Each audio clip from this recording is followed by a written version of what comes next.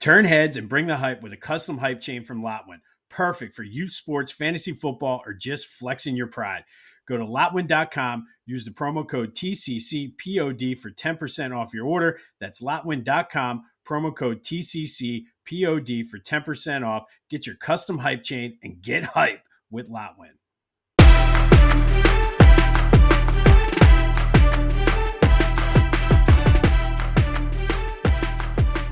What's up, everyone? Welcome to this day in Philly sports history for June 20th, 2025. I'm your host, Jim Montgomery. Welcome to a feel-good Friday edition of the podcast. Big show today, like we always do on Friday. This is the final show before the streak ends. After 1,017 days straight, I'm taking a day off tomorrow. As I've been telling you, I'm going to be switching to Monday through Friday format, kind of in a position to open up some other doors and avenues. So after 1,017 days, taking a day off this weekend, but doesn't mean you're going to miss out on a lot of good stuff. As I've been mentioning, we debuted some new segments this week. Rewind the Weekend, which we'll do every Monday. What If Wednesday, where we talk about and go back to the roots. What if something happened the other way in Philly sports history. Throwback Thursday. Yesterday, we spotlighted the 2010 Phils, often overlooked in that whole golden era run from 2007 to 2011. Of course, Motivation Positivity Tuesdays and Fridays with AI are going to stay, but there will be no show tomorrow in an effort to really, like I said, free up some time, get me back to doing some interviews. We have the Eagles pregame show coming up. So all of that. So just kind of a programming note for you today. But this weekend is all about the Phillies and Mets. And they got out of Florida. They won the series. Took 3 out of 4. Christopher Sanchez is a stud. Absolute stud. One of the concerns with him was how he pitched on the road. He could have totally gone out and probably thrown that 9th inning. But went 8 strong. Phillies win it 2-1. Did just enough offensively. Kyle Schwarber with the difference maker in the 8th. Bryson Stott starting to get hot just in time for the Mutts. Went 2 for 3. Otto Kemp is still playing well. I think Thompson said at some point he will be kind of moved into left field a little bit as well. But, man, he looked like a rookie yesterday with some of the base running. And I got to put some of that on the third base coach as well. Have to be more visible, more aware of what's happening. But if that was on Kemp, he's a rookie. That'll come. But I'd rather get those mistakes out of the way now before the games really start ramping up and mattering. Ryan Kirkering came in, got the saves. Overall good win. It was a solid pitcher's duel. Not sure what the Marlins manager was doing pulling the starter out when he did, but hey, it worked out well for the Phillies. I wish they would have gotten more than 2 runs, but what are you going to do? But it's Phillies-Mets. They're going into this series tied. So this all of a sudden becomes a much bigger series than what it already is. Citizens Bank is going to be rocking this weekend. All 3 games are going to be must-watch. The Phillies have Zach Wheeler going tonight, McAble tomorrow, and then Jesus Luzardo on Sunday. But, man, some good, meaningful, exciting baseball here in June. Phillies Mutts this weekend. They're going to have a little bit of a Mutts theme throughout the rest of the podcast. All right, some other quick housekeeping notes. Be sure to follow me on social media, Jimbo_Mont on Twitter and TikTok. On Instagram, at Philly Jimbo. Subscribe to the YouTube channel, Jimbo_Mont. Continue to spread the word. If you're enjoying this, likely someone in your network will as well. I do have highlights, newspaper clippings, pictures, photos on my social media of whatever we're talking about that day. That is available all my social media, including Facebook and LinkedIn.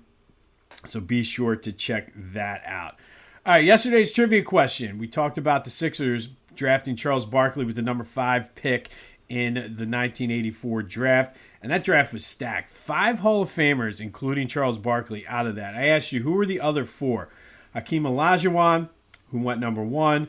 Michael Jordan, who went number 3. Can you imagine being Sam Bowie, the number 2 pick in that draft? And then John Stockton, who went 16, is in the Hall of Fame. The fifth Hall of Famer from that class, though, Oscar Smith, who was drafted by the Nets in the 6th round. He was offered a contract by the Nets, fully guaranteed. However, turned it down because of the way the rules of the NBA were. If you had an NBA contract, you aren't. I don't know if it was international basketball or the NBA, but he would not have been able to play for Brazil's national team, which was way more important to him. So he declined the NBA, stayed in Brazil and played, and went over to Europe as well, but became one of the best FIBA basketball players of all time. He is in the Naismith Hall of Fame. So Oscar Smith from Brazil, drafted by the Nets in the 6th round, is the 5th Hall of Famer out of that 1984 class. Just a stacked top half of that draft, though. All right, we have some Eagles news, and I saw this story, and it happened a couple days ago, but I thought this was worth mentioning because with all the lists and everything that 94 WIP is doing, seems to really be a Jalen Hurts debate about just where does he rank. And I made my feelings clear. I've told you I couldn't care less where Jalen is ranked in anybody's official list. As long as he's winning, that to me is all that matters. And there were questions, and everybody talks about he's not the rah-rah in your face kind of guy, and question his leadership. Well, this story didn't get as much publicity as I thought. There was an article in the Inquirer about it, but this is what people do. Like, they're not going to talk about this if it doesn't fit their agenda. But Jalen Hurts was very vocal and supportive of Dallas Goedert. Reached out to him during the whole free agent draft where it was uncertain whether they're going to trade him or not. And Dallas Goedert had this to say, that Jalen reached out to him a few times, but he said he didn't really recruit me back, but he made me feel like I was an important part of the team. Jalen flat out said, "You are important to me." And that to me is what a leader does. That is someone who recognizes it, knows it's a shitty situation, that whatever the Eagles' plan was didn't necessarily play out, I guess, the way they thought. They didn't have the suitors. I'm sure Dallas was looking for potential trade partners and everything. But to have your quarterback reach out and say, "Listen, man, no matter what, you're an important part of this team. I need you. You're my guy." That's what leaders do. Nobody's talking about this, though, when they're making your lists and things like that. But that's my quarterback. That's QB1. And that's why Jalen Hurts is the leader of this team, and why I couldn't care less about where people have him ranked in lists and things like that. These are the things that great elite quarterbacks do. And you can guarantee that Dallas Goedert, coming on basically a contract year for him, is going to come out and feel good and feel like he's a part of this team. And I look for Dallas Goedert, as long as he stays healthy, to have a good season now this year. The other Eagles story, I've talked about this before. They do a phenomenal job. They have on their website, and they post it on their social media and everything, unscripted, basically a behind-the-scenes look at different things. And they showed the OTA minicamp, and it got me pumped. This team is so close, and the fact that Nick Sirianni flat out said, we're starting from scratch. Celebration time is over. It's time to get to work. It's time to get better. I mentioned that it doesn't matter what we did last year. We got to do it. And really, like, the guys are buying into it. And it's, again, say what you want. Nick Sirianni gets a lot of hate, some of it brought on by himself. But I think he's an elite coach as well.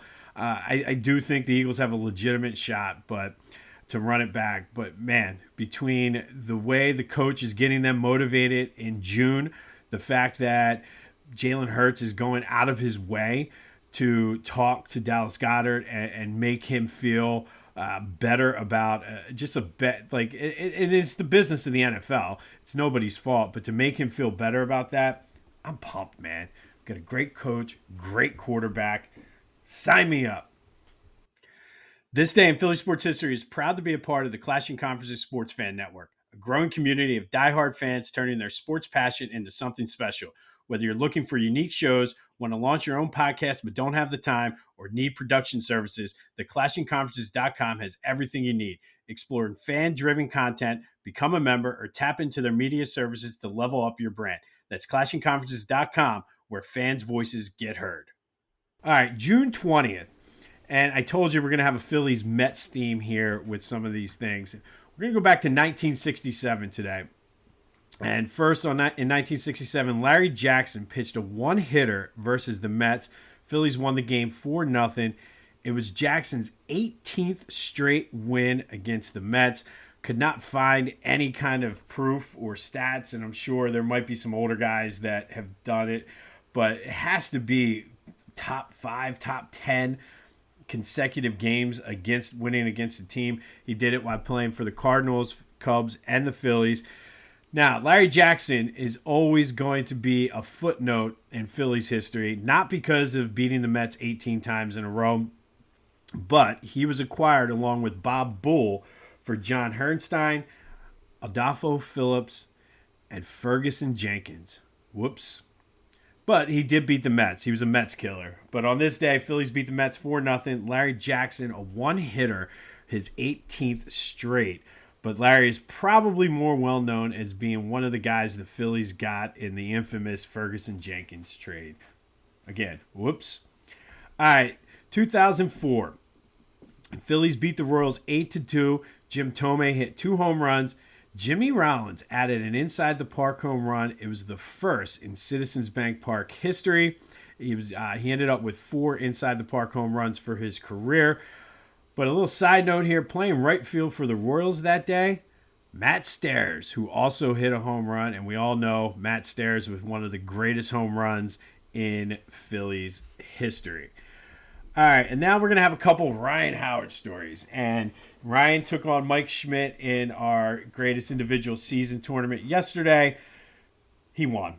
He ended up with 71% of the vote. So in honor of Ryan Howard, who's moving on, our number 3 seed, MVP in 2006. Let's go back to that 2006 season. Ryan Howard went 3 for 4 this day, including 2 homers, knocked in all 7 of the Phillies' run, including a 460-foot moonshot that went to the third deck in right field at Citizens Bank Park. He became the first player to hit the third deck out there. And if you've ever been to Citizens Bank Park, like a lot of us have, that's a shot. 461 feet, third deck. But unfortunately, it wasn't enough as the Phillies lose to the Yankees 9-7. But Ryan Howard had himself a day, becoming the first one to hit the third deck in right field at Citizens Bank Park, knocking in all 7, and he was just unstoppable that season. No shocker that he moved on in our tournament.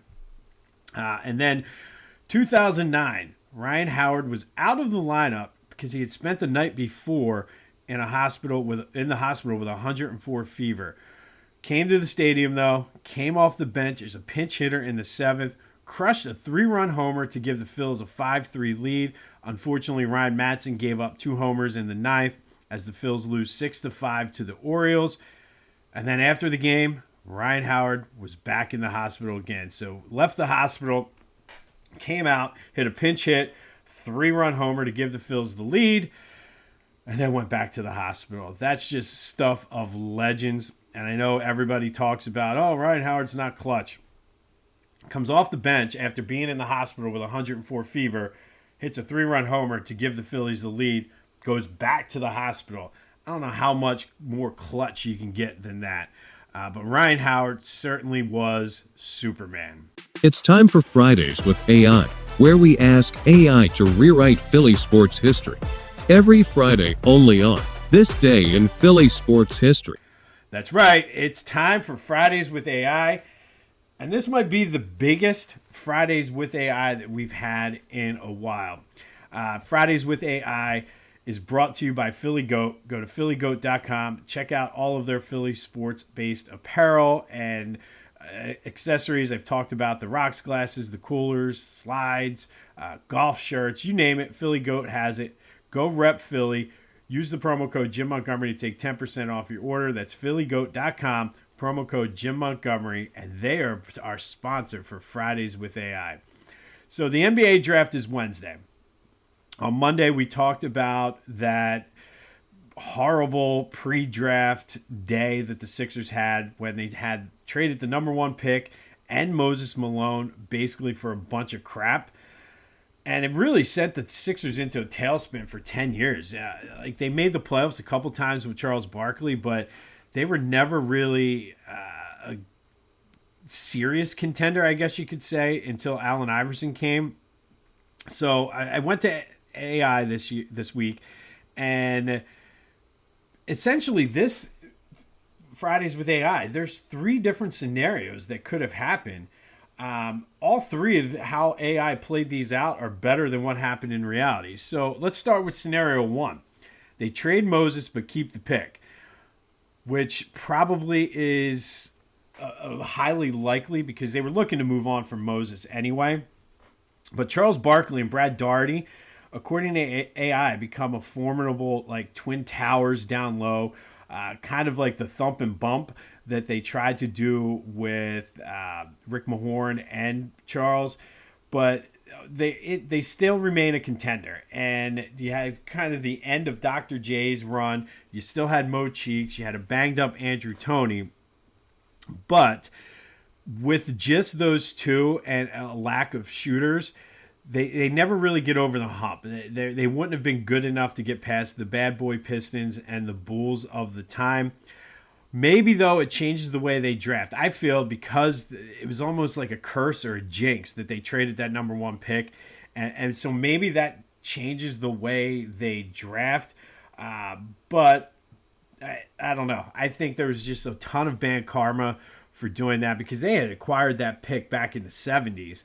And we're sitting on it. I think this was the pick that they got rid of when they traded Kobe Bryant's dad, Jelly Bean Bryant, to the Clippers in exchange for this pick years and years and years later. Turned out to be the number 1 pick, and I think the basketball gods are like, you guys are just screwing up. Unfortunately, in this scenario, though, Barkley still likely gets frustrated due to the front office's lack of getting them quality shooters behind him or playing in front of him and Daugherty. Wants a ring, and Daugherty was out of the league around the same time as like 93, 94 as Charles got traded anyway. Hersey Hawkins just was not the answer for this team in reality and even in AI. They needed a shooter that they never got, so they were never able to quite get over the hump. Although you had 2 big thump and bump, twin towers, whatever you want to call them, perennial all-stars. But it keeps the Sixers competitive at least, and they don't go into the dreck and the tailspin that they went in. Scenario 2, they keep Moses but trade the pick. Probably the unlikeliest of the 3 scenarios because they wanted to get younger, they wanted to get faster. They didn't think Moses was going to come back from the fractured orbital bone anyway. But let's just say, for the sake of argument, they keep him. This one, AI was very high because Moses still played at a high level after the trade. They were formidable, kind of, again, the thump and bump. You had the old vet, the young upstart. They would be able to hang with the bad boys with Moses Malone. Moses was savvy. Moses had the championship pedigree.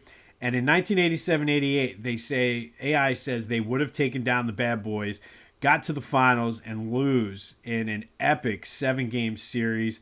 And that was pretty much the high point if they would have kept Moses. And they continue to miss on the draft picks. Again, I think it comes back sometimes. You just don't have the confidence. Look at Howie Roseman. Howie Roseman wasn't always a great drafter, but once he started getting that swag and he has confidence, I feel like the guys they drafted this year are going to have an impact on this team. That's what the Sixers lacked, and I think it went the other way. Talk about momentum and snowballing and all this all the time. That's what happened with the Sixers with the draft picks. They still end up trading Moses eventually, and then ultimately end up trading Barkley right around the same time. But they do have that finals run where they were able to get past the Pistons and go toe-to-toe with the Lakers. Now, scenario 3 would be the perfect situation. And If they kept Moses and brought in Brad Daugherty, Moses could have served not one as a player and a contributor on that team, and then a mentor for Charles and Brad Daugherty. So in this scenario, they come out and win 58 games that first season, Brad Daugherty in the 86-87 season, lose to the Celtics in the Eastern Conference Final. However, this is where it gets crazy because I did a lot of research on this one, and this could have really happened. Dr. J retired after that season. Sixers realizing they're on the cusp and they need somebody to fill that void at small forward, get aggressive and snag Scottie Pippen.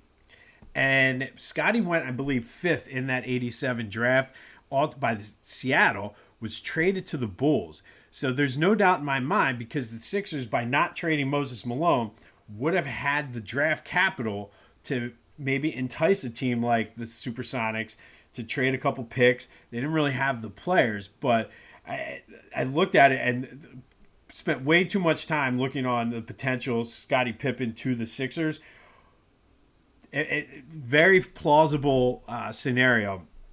So Pippen that first year is a six-man off the bench, defensive specialist his rookie year.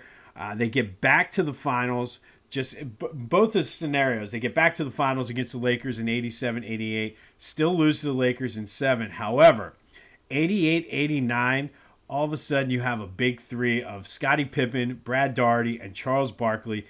They win the title, forever changing Charles Barkley's legacy as the best player to never win a championship. He's the finals MVP. And then from there on out, they're consistently in the Eastern Conference Final. They go on a run of like 5 or 6 straight Eastern Conference Finals. They likely win it in 1991. So they were battling with the Bad Boys. Bad Boys get them a couple times. But without Scottie Pippen being on the Bulls, the Bulls look entirely different. And then Jordan, the Sixers then become the team that Jordan can't get past. It was the Celtics, it was the Pistons, and in this scenario, it's the Sixers that he can just never get past. So the Sixers go back to the finals, get their revenge against the Lakers in 1991. And because of this, winning 2 titles there in the late 80s, early 90s, it changes the dynamic of the Sixers-Celtics rivalry as well. It becomes more like Red Sox-Yankees. Yes, the Celtics have more, but the Sixers are right there, the team of the now, just like the Red Sox-Celtics. Pippen, though, really, really excels and becomes a Hall of Famer in this scenario as well.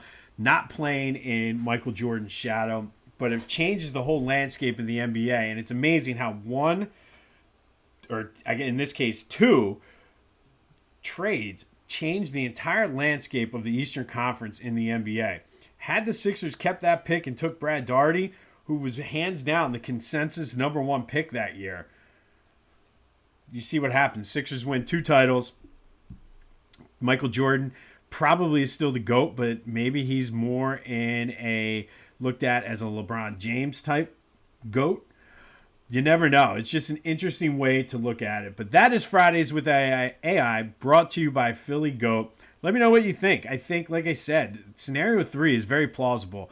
I looked every which way, and the Sixers certainly could have made that move for Scottie Pippen. But let me know your thoughts on that. Hit me up on the Back to the Future voice and text line, 267-495-8531. Get that. Anything else Philly sports related off your chest. Want to talk trash on the Mets? That's fair game too. Hit me up on social media. The Discord channel is open. First link in the description. But I like this one, and I still look back at it, and the fact that I had to go through the Sharon Wright, Clarence Weatherspoon, Sean Bradley era because they traded Moses in the number 1 pick. Yeah, I just always thought of NBA basketball as we're just a second-tier team. And essentially, that's what the Sixers were. But had they kept them, they could have won 2 titles. But let me know your thoughts. Is it plausible? Today's trivia question, Phillies-Mets. Lots of players have played for the Phillies and Mets. Which players have played for both the Phillies and the Mets and have been all-stars with both teams? That is today's trivia question. Hit me up again on social media, the Back to the Future voice and text line, or the Discord channel. But give me your answers. I think I got it narrowed down to 4, but there might be more. But let's have some fun with this. It's Phillies Mets this weekend. So which players were all-stars for both the Phillies and the Mets? And then finally today, our greatest individual season in Philly sports history. I already told you Ryan Howard is moving on the 3 seed, 71% over Mike Schmidt's 1986 MVP season. Probably his worst season of the 3 MVP, if you can have a worse season. But the right move, Ryan Howard moves on. Today we go to the Flyers region, and second round matchup. The number 1 seed, Mark Recchi, from 1992-93, takes on the number 9 seed, Claude Giroux, from 2011-2012. Recchi was an all-star, set a Flyers record with 123 points, 53 goals, 5 of them game winners, 20 power play goals. And this was a tough year for the Flyers. It was Eric Lindros's first year with the team. They finished 4 points out of the playoff spot, but the future was bright as they would just continue their rise, culminating in the Stanley Cup final in 1997. In 2011 and 2012, Claude Giroux was an all-star, 93 points, 28 goals, 65 assists, 5 game-winning goals. Flyers that year were the 5 seed, upset the Penguins in the first round before losing to the Devils. Now it's your turn. Whose season was better? Mark Recchi in 92-93, Giroux in 2011-12. Get your votes in any way you can. Send me smoke signals if you want. Pony Express, whatever you got to do, get your answers or get your vote in. And just a shout out, it's Friday. You're probably going to the shore. Let Beach Caddy do your move in, move out. They're accepting reservations now. Go to beachcaddy.app. Use the promo code Jimbo. Take 10% off your move in, move out bellhop service. And of course, they have the best beach carts at the Jersey Shore. The nice big wheels. So hit Beach Caddy up. Use the promo code Jimbo and have them take the stress out of your trip to the shore. All right, it's Phillies Mets. Whoo-wee. Looking forward to this one. In 2009, Ryan Howard basically has his flu game, comes off the bench after being in the hospital, hits a 3-run homer. The bullpen couldn't hold it down, though. 2006 hit the first ball into the third deck at Citizens Bank Park. Jimmy Rollins in 2004 hit the first inside the park home run at Citizens Bank Park. And my man Larry Jackson beat the Mets for the 18th straight time, holding them to 1 hit on this day in 1967, a 4-0 Phillies win. But of course, Larry is more known for being involved in the Ferguson-Jenkins trade. All right, last show of the week. Looking forward to a day off after 1,017 straight days. I'm taking the day off. I deserve it. I needed it. But we'll be back on Monday where we'll rewind the weekend, talk all Phillies, Mets, and how this series plays out. And then, of course, on the horizon next week, we have the NBA draft and the NHL draft. It's an exciting week coming up here in Philly sports. So enjoy your weekend. We will be back Monday. This has been This Day in Philly Sports History for June 20th, 2025. My name's Jim Montgomery. Go have yourselves a feel-good Friday. Have a great weekend, and I'll see you Monday. Yeah.